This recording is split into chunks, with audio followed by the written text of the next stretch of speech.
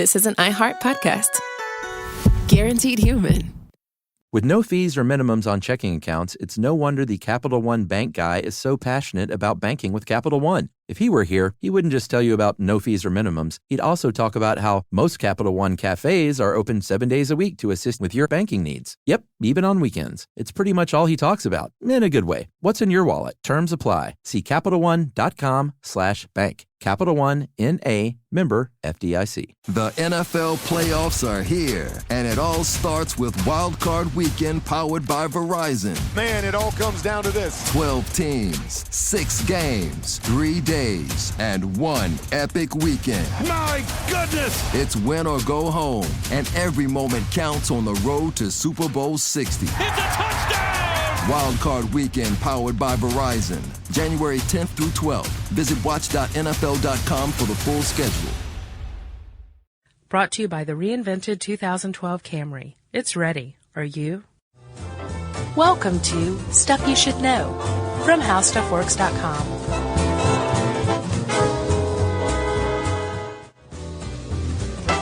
Hey, and welcome to the podcast. I'm Josh Clark. With me is Charles W. Chuck Shuckers. I love you, Bryant. You're saying that, or that's my middle name? Who cares? I love everybody. Sure. Okay. I'm in high spirits today, Chuck. Things are moving. Stuff is taking place. Things are coming to fruition. This is out of nowhere because you were not feeling this way, like literally seconds before we recorded. I don't know what you're talking about. Wow, I'm impressed, dude. You can turn it on. You know why, Chuck? Well, I can tell because you're drinking your little energy drink. Yes, I would call it an energy soda. You little dream sailor. That was, yeah, you really liked that podcast, didn't you? I thought it was good. Yeah. My favorite part was when we mentioned the doctor in Berkeley, when you said va-voom or row or something like that. Yeah. That was funny. Yeah, thanks. I thought I liked all the nose breathing I did in that podcast for some reason. Maybe we just sit around and talk about our whole podcast. Hey, Chuck. Hey, Josh. You did some time out in L.A., right? Yeah. So I know that you met Matthew McConaughey. You'd love that story. And Kiefer Sutherland's driver? Yeah. And him. I saw him in the grocery store, too. With his driver? No, with How did you know it was him, then? A buxom blonde babe, actually. Gotcha. It was Kiefer Sutherland, you know. I mean, it's unmistakable. Gotcha. He's breathing, mouth breathing behind me in line. We're going to get in trouble one day for that. I know. He's a hothead, too. He just got sued. He, hit a photographer or somebody. Did he really? Yeah, so watch your back. Plus, he knows his way around a gun. Yes, he does. And he's ruthless, as I understand it, from what I've seen on TV. I know what you're about to ask me about Los Angeles. I know you do, because we're doing how earthquakes work. So, Chuck, let's just cut to the chase, shall we? I have never felt an earthquake out there. Nor have I. I was out there for 4 years, dude, and I was there when earthquakes happen, and I never realized it and felt anything.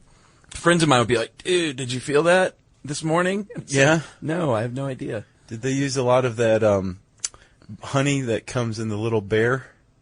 Yes. Did they? I'll yes, bet they did. Dude. That's what they say in Cali. Gotcha. Chuck, I've never experienced an earthquake either. The closest thing to an earthquake story I have involves earthquake proofing. Let's hear it. Remember my friend Hippie Rob? Oh, yeah. Hippie Rob did a little time out in... also a fan of the honey bear? Yeah. Yes. Oh, yeah. Hippie Rob did some time out in San Quentin, actually. Really? Yeah.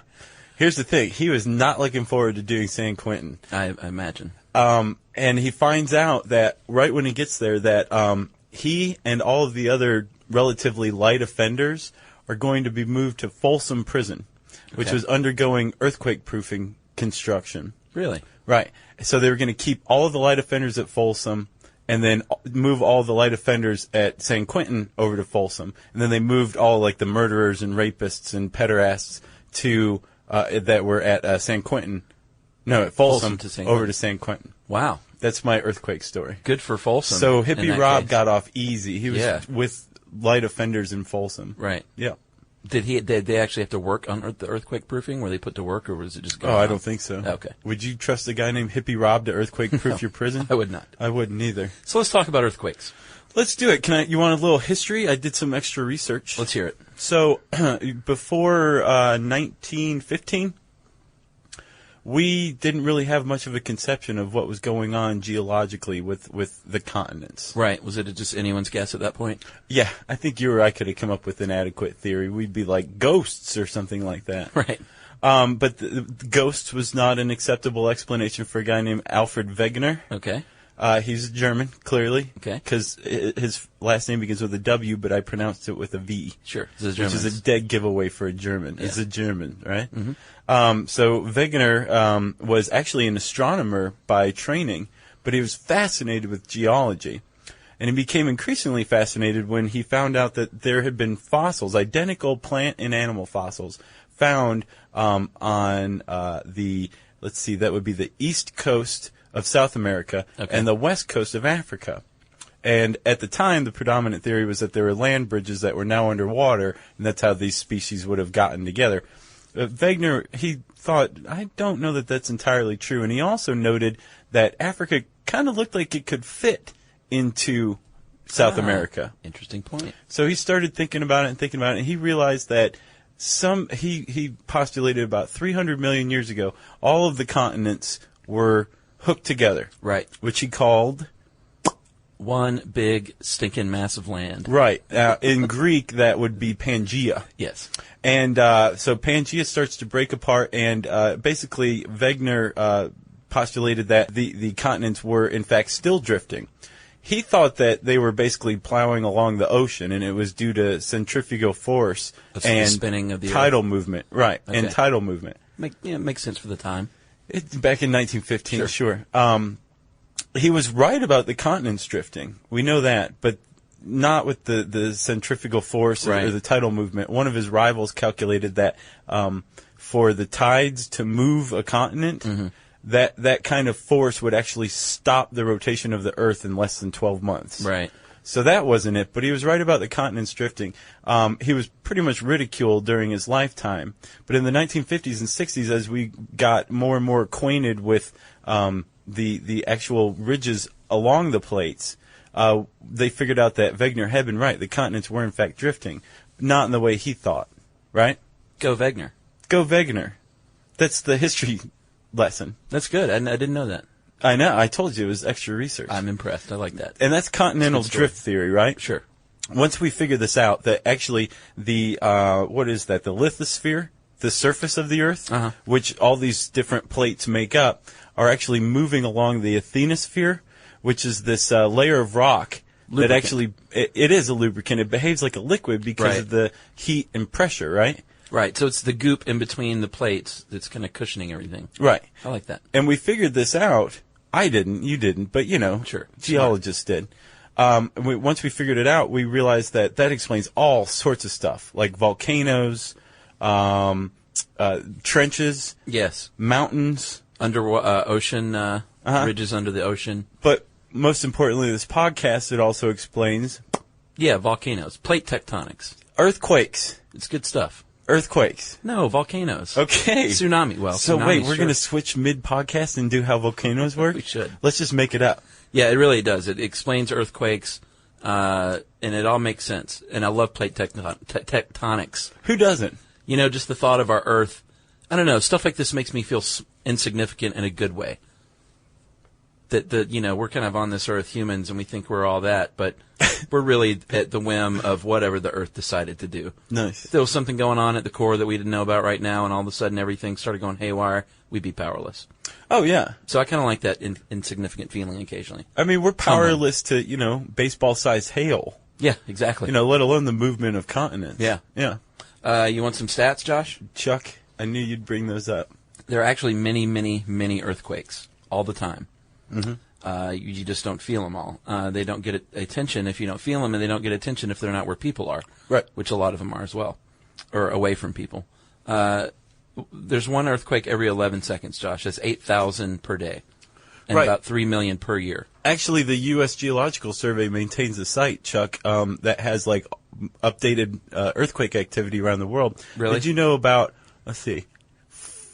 6 hours ago, there was a 6.7 earthquake in Papua New Guinea. Dude, really? Mm-hmm. That's big. Yeah, it's a pretty cool site. Actually, anything over 7 is on the major. Richter scale is a big time major. Yeah, we'll get to the Richter scale in a few. Don't give it away. Yeah. So Yeah, that many earthquakes is a lot, but you don't feel them if they're most of them are deep underground. Right, or in uninhabited areas. Exactly. And so unless it's in a major city or something and killing folks, it's not going to make the news. Right. But speaking of killing folks, I got one more stat. I like this one. 1.5 million people have died from earthquake-related activity in the last 100 years alone. And you know, earthquakes get a really bad rap, Chuck, because really most of those deaths are attributed to, collapsed structures. Sure. Or tsunamis or mudslides generated by the earthquake. Exactly. I It's mean, not everybody's like the earthquake just opens up, the earth opens up, and people are swallowed into it like the movies. Except in Superman. True. Yeah. But Remember that? Yeah, he reversed it, though, dude. Yeah. By flying very fast. And he lied to Lex Luthor's girlfriend doing so, too. He did. Jerk. Crickets. Josh, I think we should get back to tectonics. Okay. Let's talk about plates under the earth. Okay. And what can happen, basically, when these things meet up, the two plates meet up. Right, where two plates meet is a fault. Right. Right? You probably heard of the San Andreas fault line in California. Very famous fault. Faults are where most earthquakes happen. Right. I keep on saying volcanoes. It's so weird. So what happens when plates get together is they can do a couple of things. They can move apart from each other. In that case, the magma comes out. Magma turns into lava. Mm-hmm. That cools and hardens, and then it kind of reforms as part of the structure. So it's like the goop oozes through and then makes it more solid. Right, and then it cools and you have a new landmass formed. Exactly. Right. We should also probably point out here to any people who believe in the hollow earth theory that we're discussing this based on the notion that the Earth's core is molten. Okay. Yeah. Sure. Nice. So go ahead, Chuck. Disclaimer there. What kind of fault was that you just described? Well, no, that wasn't a fault. That's just what happens when the plates move apart. When the plates push together, oftentimes one will go underneath the other. Like they'll meet up, and then one will slide under the other one, and it dissolves basically at that point. And then the final thing, Josh, is the plates can slide against each other. So they just kind of pass in the night, basically, just kind of moving by each other very slowly. Right. And all these different things that I'm talking about where these plates meet, that is where we get to the faults. Right. There's four kinds, right? Yes, indeed. There's four kinds that either go vertically or horizontally as far as the faults are concerned. You got the normal fault and the reverse fault. Those are vertical faults, right? Uh-huh. So the normal fault is where the plates actually move away from one another. The reverse fault is where they move together. Right. Right? And then you have ones that move horizontally, which I think the San Andreas fault is a horizontal fault. Is it a thrust fault? I think. It's either a thrust fault or a strike slip fault. Okay. So it's basically the same thing except along horizontal lines rather than vertical. Right? Yeah. But no matter which way they're moving, they can be moving apart, moving together, horizontally or vertically. All fault lines are basically where plates are still pressing together. Right. Very tightly. Right. And when they press together, they're eventually going to get locked. Yeah, because of friction. Right. But the pressure's still going. They still want to move. So all this potential energy is being built up. Uh-huh. And as it builds and builds and builds, the pressure eventually overcomes the resistance, and all of a sudden, you have a slip. Yep, it breaks. It does. And that's actually the epicenter or the focus of the earthquake, where that happens. Right there. That is the key. That is what an earthquake is. Yes. Is when the initial fault break or more that happen later on occur. So there you have it. We really paid that out in a dramatic fashion, didn't we? Did we? Yeah. It didn't feel that dramatic to me. It will when we listen to this. Maybe it's because I know the ending. So, Chuck... We all die. Right. That's the ending. I can't believe you gave it away. Support for the show comes from Public, the investing platform for those who take it seriously. On Public, you can build a multi-asset portfolio of stocks, bonds, options, crypto, and now generated assets, which allow you to turn any idea into an investable index with AI. It all starts with your prompt. From renewable energy companies with high free cash flow to semiconductor suppliers growing revenue over 20% year over year, you can literally type any prompt and put the AI to work. It screens thousands of stocks, builds a one-of-a-kind index, and lets you backtest it against the S&P 500. Then, you can invest in a few clicks.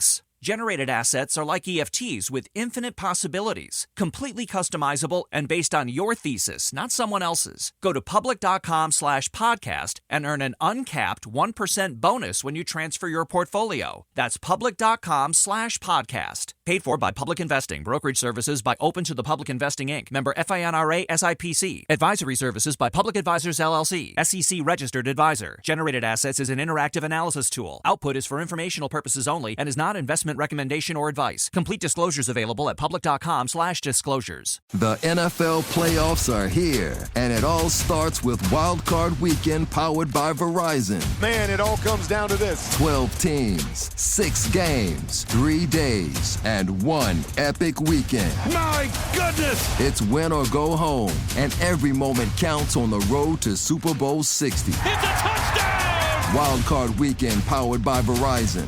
January 10th through 12th. Visit watch.nfl.com for the full schedule.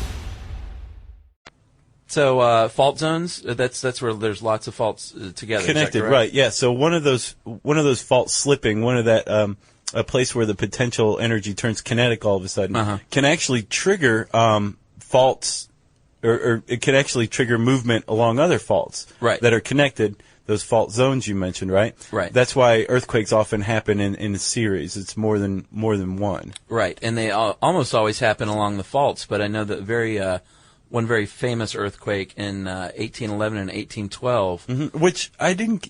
Did that happen in like December 31st and January 1st, or what? Well, I don't know. That's a good point. Thanks. 1811 and 1812. Thanks Maybe a lot, one long Phil. earthquake. Yeah, it would be. We'll find out about that. But that occurred in the middle of a plate, in the middle of the North American continental plate, which was odd at the time. But It was. they found out later that deep beneath the Earth, there was, in fact, a 600 million year old fault zone. So Yeah. there you have it. Yeah. So it's some Busted. way or another. Right.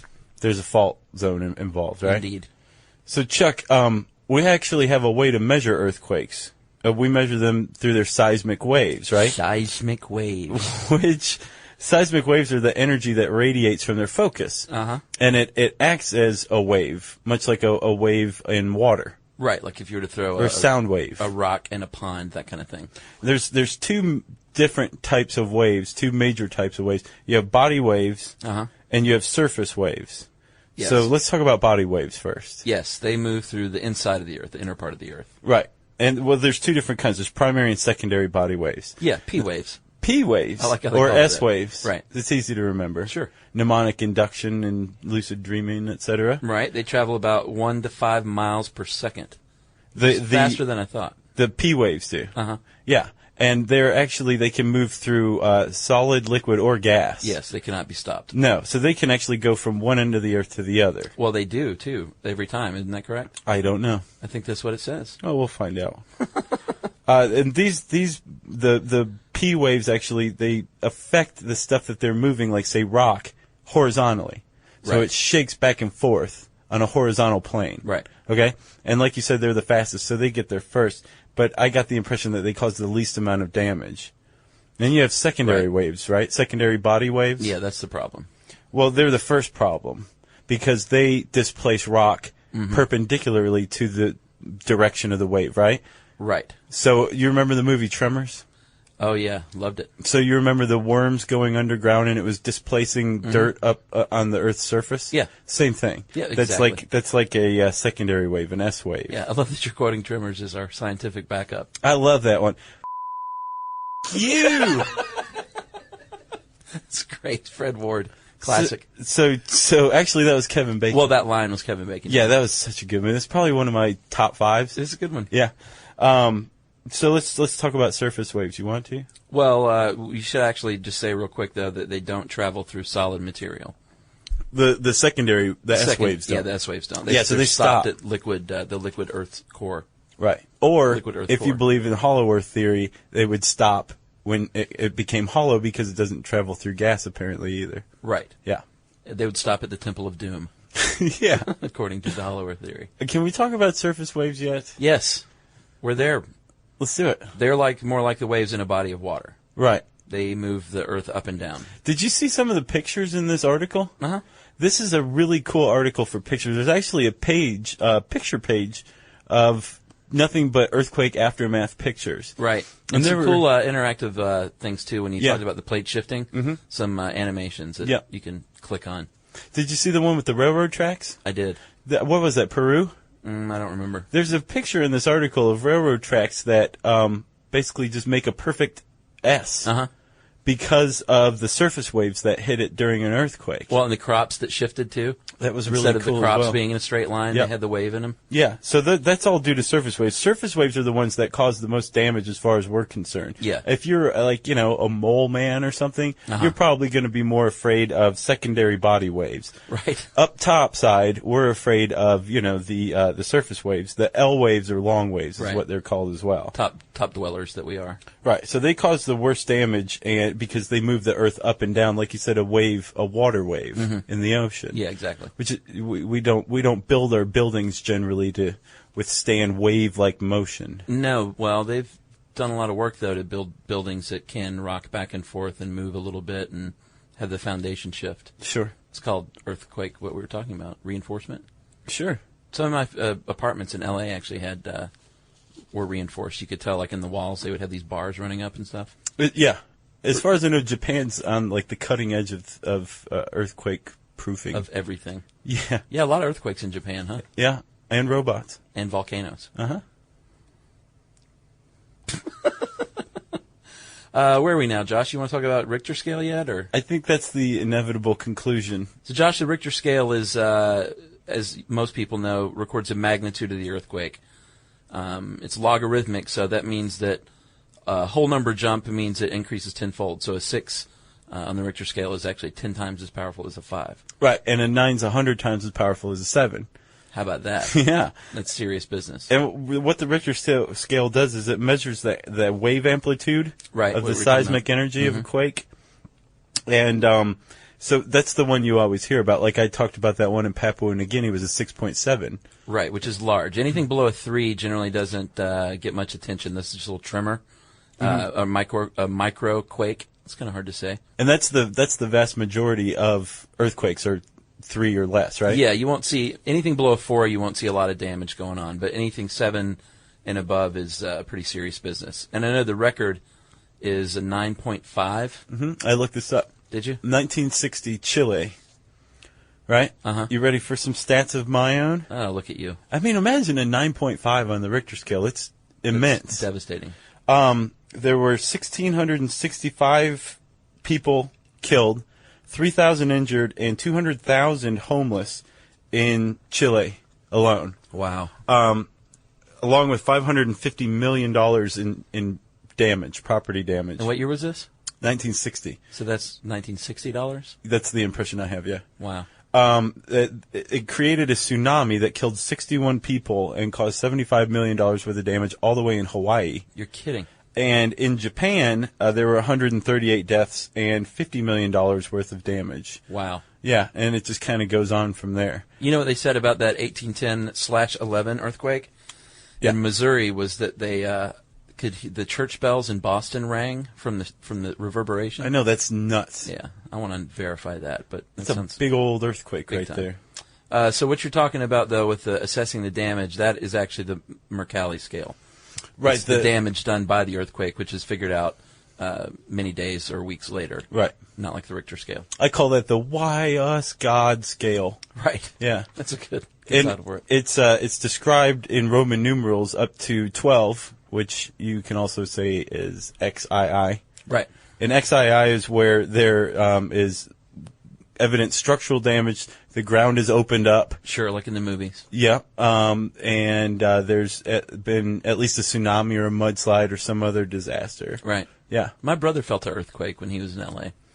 It always Pretty comes decent back one. to your brother. Well, Did he look handsome He had during much it? more exciting things happen to him out there. I gotcha. He said it felt like a buzzing, like a real loud buzzing, and then he looked at his closet and the clothes were shaking, and it's over then. As soon as you realize what's going on, it's over. Yeah, I read about the 1906 San Francisco earthquake. They said that the sensible duration of the earthquake was a minute. Really? Which I imagine probably felt like an hour. Killed 3,000 people. Well, that just goes to show you the kind of devastation. If it only takes 60 seconds to wreak that kind of havoc, what's going on? Mm-hmm.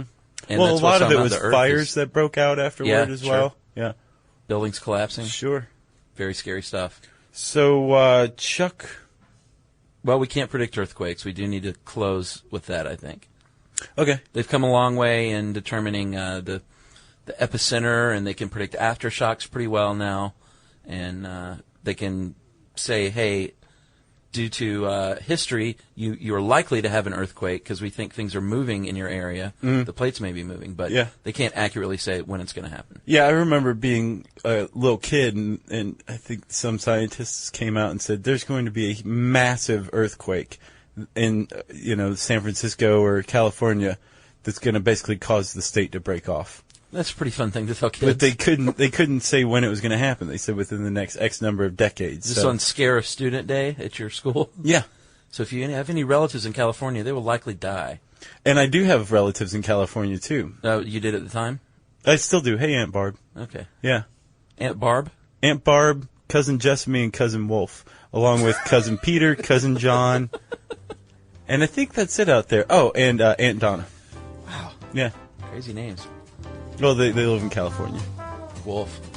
He actually, you want to know a Wolfie story? Sure. This may or may not make it in the final version, but I'll tell you, Chuck. Cousin Wolf was born Eric Wolf, right? Okay, sure. His first and middle name. When he was like 11 or 12, he decided he preferred the name Wolf more, so he got his parents' permission and went down to the clerk of courts and changed his name to Wolf Eric. Really? And he's been Wolfie ever since. That's pretty funny. Yeah. What a guy. And then I guess we already kind of talked about building construction. 1973 is when the Uniform Building Code came about, and it's a set of standards basically that people have to follow now. Right. Whether you're in Folsom Prison, right, San Quentin, Japan, you got to follow certain standards. Chile. Sure. Oh, yeah, especially Chile. You name it. So that's earthquakes. In a nutshell.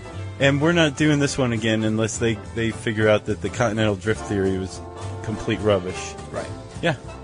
Good stuff, Josh. Oh, and also we should probably tell people, Chuck, there is an article on how to survive an earthquake at howstuffworks.com. Right. You can type survive earthquake in the handy search bar, save yourself a few keystrokes, and that'll bring that right up. Good idea. And also you can just type in earthquakes, and it'll also bring up the How Earthquakes Work article with all those super cool pictures, right? Yeah. Yeah. Good Let's do listener mail, buddy. Okay. Josh, I'm just going to call this sleep paralysis deluge. It was a deluge, wasn't it? Yeah, it would be last week now, a couple of weeks ago probably when this is released, we had a listener mail from Drowsy Doug in Oregon who had the pig suit man, and he was awake but couldn't move and very frightened. And apparently everyone on the face of the earth knew that this is sleep paralysis but us. Yep. And I'd heard of sleep paralysis. Me too. Never done a whole lot of research on it, but rest assured we will do an episode on this now. So here's the deluge in a paper cup, Chuck? Yeah, well, I also want to say I did not respond to any of those emails, and I'm very sorry, but we got literally over 100 of them, and I just didn't have time, but I did read them. Sure. So, no offense, people. And out of all the emails we got about that one from medical and psychological professionals, I went with Madeline, our new 13-year-old fan. Woo! Because hers was so good. Hey guys, I just listened to your podcast with Drowsy Doug. It sounds like what happens to me. I would be laying in bed and wake up. Unfortunately, I'm too lazy and tired to get up. But then I would see things out of this world. Like one time I woke up and I was too tired to get up, and I saw, it seems to be a common thing, and I saw in my huge half-a-sofa-sized mirror, my sister, half her body was in the mirror frozen while the rest of her was bending and moving around on my dresser. Awesome. Another time I saw army guys getting pulled onto my roof. Please don't give me any cures for this because I like seeing Navy SEAL guys climbing to my roof. Yeah. So that's from Madeline, and Madeline, it sounds like you might have a little case of sleep paralysis, but as long as there's no pig-suited people or don't worry. bloody faces. We'll follow up with the podcast on this and condition, and a lot of people, it sounds like they have it actually, a lot of people that wrote in. Yeah. They're right there with Doug. Yep. So, you keep making these promises, don't you? Yeah, we'll do it. All right. Well, if you want to basically boss Chuck and me around and get us to do a podcast, send us your ideas to stuffpodcast@howstuffworks.com. For more on this and thousands of other topics, visit howstuffworks.com. Want more How Stuff Works? Check out our blogs on the howstuffworks.com homepage. Brought to you by the reinvented 2012 Camry. It's ready. Are you? At CVS, it matters that we're not just in your community, but that we're part of it. It matters that we're here for you when you need us, day or night. And we want everyone to feel welcomed and rewarded. It matters that CVS is here to fill your prescriptions and here to fill your craving for a tasty and, healthy snack. At CVS, we're proud to serve your community because we believe where you get your medicine matters. So visit us at cvs.com or just come by our store. We can't wait to meet you. Store hours vary by location. The NFL playoffs are here, and it all starts with Wild Card Weekend powered by Verizon. Man, it all comes down to this. 12 teams, 6 games, 3 days, and 1 epic weekend. My goodness! It's win or go home, and every moment counts on the road to Super Bowl 60. It's a touchdown! Wild Card Weekend powered by Verizon. January 10th through 12th. Visit watch.nfl.com for the full schedule. This is an iHeart podcast. Guaranteed Human.